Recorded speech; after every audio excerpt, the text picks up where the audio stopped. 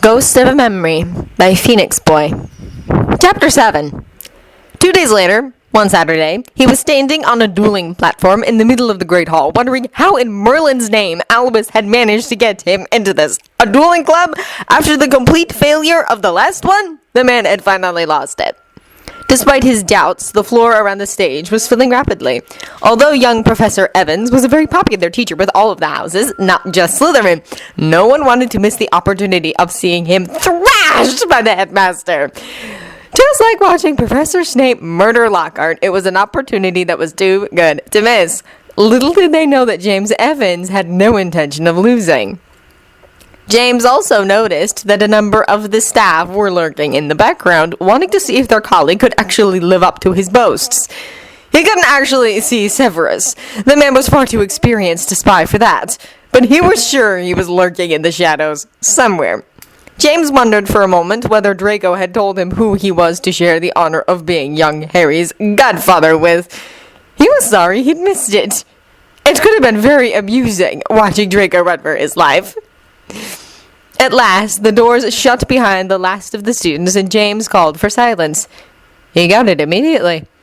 Either he was better respected than he'd thought, or they were looking forward to the spectacle far too much to risk delaying it. He suspected the latter. As I'm sure you all know, this is a new dueling club for the school.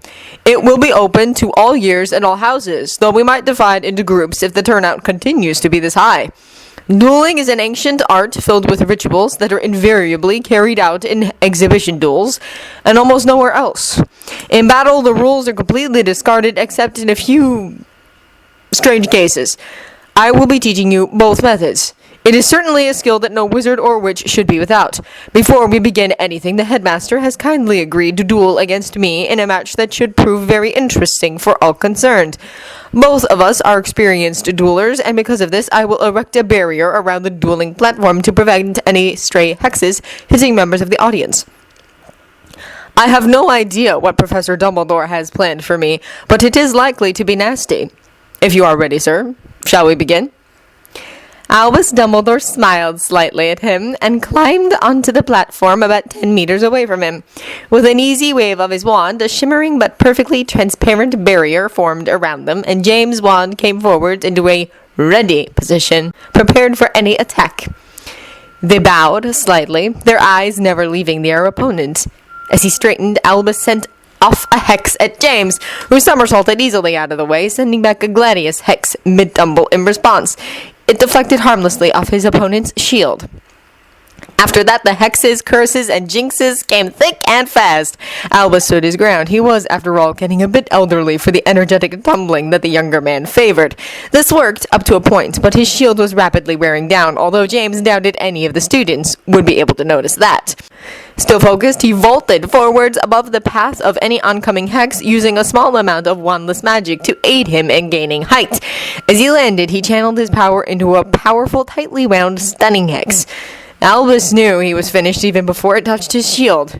It was too fast to dodge. It hit him in the chest and he keeled over. The barrier around the platform came down, and James revived the headmaster easily.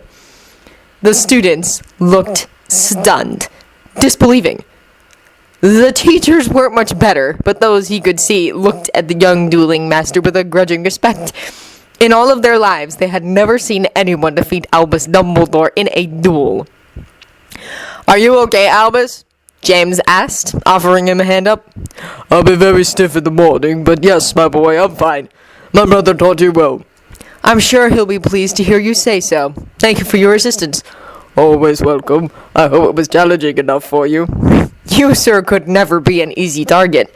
Albus laughed at that and went over to where a chair had been placed in the corner of the hall where he could observe the rest of the session. James turned back to the students.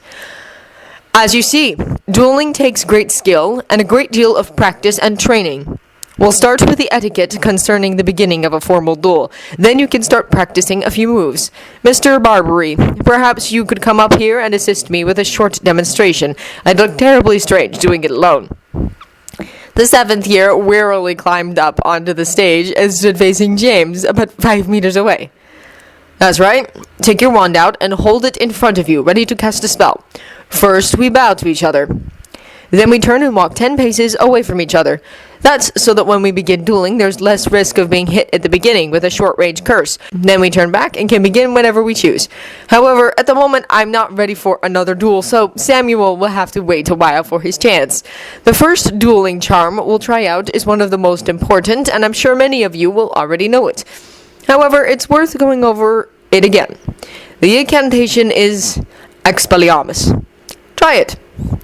Obediently, the assembled students chorused it. James smiled and turned back to Samuel Barbary. Now, Mr. Barbary, I assume this is one you know. Yes, Professor. You can demonstrate then. Put as much force behind it as you can. I won't resist. The boy looked doubtful at that, but shouted, Expelliarmus! A streak of red light shot out of his wand and knocked James' wand from his hand and threw him backwards. He landed, rolled, and came back to his feet, scooping up the wand from where it had landed. Excellent! Now, since we have such a large group and happen to have so many of the staff in attendance, I wonder if I might presume to request that they each take a group.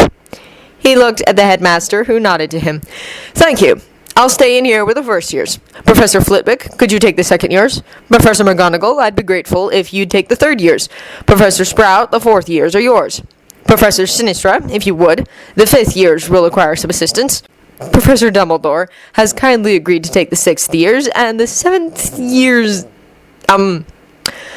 I would be willing to take them, came the calm, silky voice of Professor Snape, stepping out behind a crowd of 2nd years who scattered in all directions as he came forward, smirking.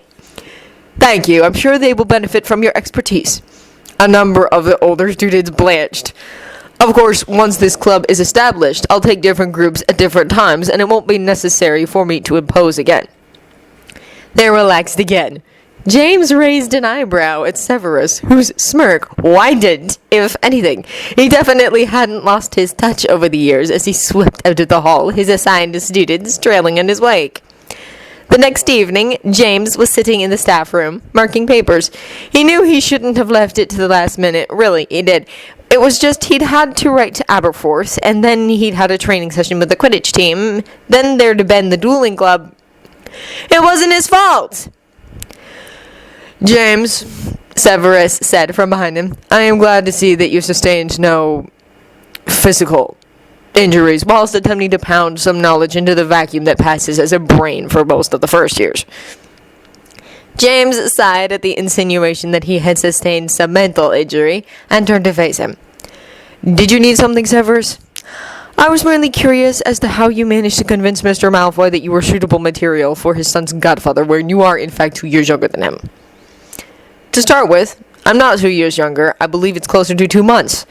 I was 2 years behind him at university because after completing my magical education, I took medical courses for 4 years to gain qualifications that I could use should it be required. As for your question, I honestly had no idea I was even under consideration before he approached me. The only answer I can give is that I am his friend. An inadequate answer, as I should have expected. Why, out of all of his friends, should he have chosen you instead of a more suitable, properly Slytherin man?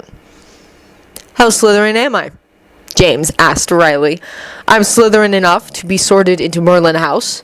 I'm Slytherin enough to have convinced you that I'm completely harmless, more of a Hufflepuff or Gryffindor than a Slytherin. If you had taken the time to discuss me with Draco, as I'm fairly sure you haven't, you know that I've outwitted him on more than one occasion. What does it take to be a Slytherin, in your opinion, then? A pure-blood family? Allegiance to Voldemort? Parseltongue? I'll take the opportunity to remind you that Mrs. Malfoy, a former student whom you obviously think so highly of, has none of these. Even if I concede that point, not that I'm intending to. Why you? How many friends does Draco have? A number. Of course he has a number. Once a number. How many? In the region of 20 or so close friends. 20? How well do you know him yourself? I can count those he counts as close friends on my fingers, almost on just one hand. He has many acquaintances. He's a Slytherin and an important man, after all, but he trusts very few. I would say you and me, obviously, Blaze, and another boy from Draco's year at Merlin. Then I'd probably name Ronald and Hermione Weasley before running out of names. Before you accuse me of anything else, I suggest you talk to Draco and ask him about me, your potions master. wouldn't it stand to reason that it's possible to transfer the idea of research to other areas?